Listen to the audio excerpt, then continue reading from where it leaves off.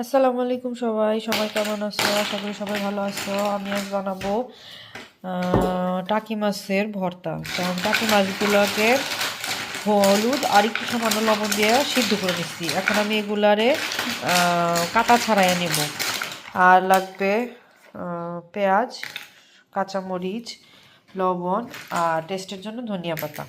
তা আমি মাছগুলোর কাটা ছাড়াইয়া এগুলাকে হাত দিয়া মাখাইয়া নিব। আর লাগবে খাঁটি সরিষার তেল। সরিষার তেলগুলো আমি বাংলাদেশ থেকে নিয়ে আসছিলাম, তা প্রায় শেষ। তা আমি কাটাগুলো ছাড়াইয়া মাছের তারপরে তোমাদের দেখাচ্ছি মাখানোর পরে। কিন্তু আমি মাছের কাটাগুলো ছাড়াই নিচ্ছি। এখন আমি সব একসাথে করে এগুলো মাইখা নেব। দেখো আমি মাখায় নিচ্ছি সব।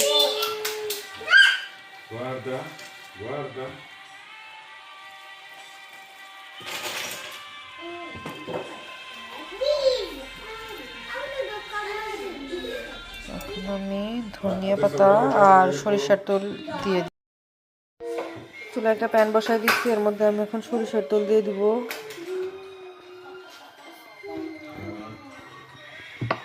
এখন আমি মাছের ভর্তাটা এটার ভিতরে ভালো করে ভেজে নেব।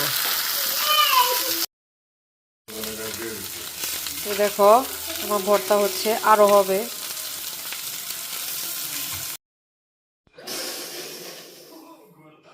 এই হয়ে গেছে টাকি মাছের ভর্তা।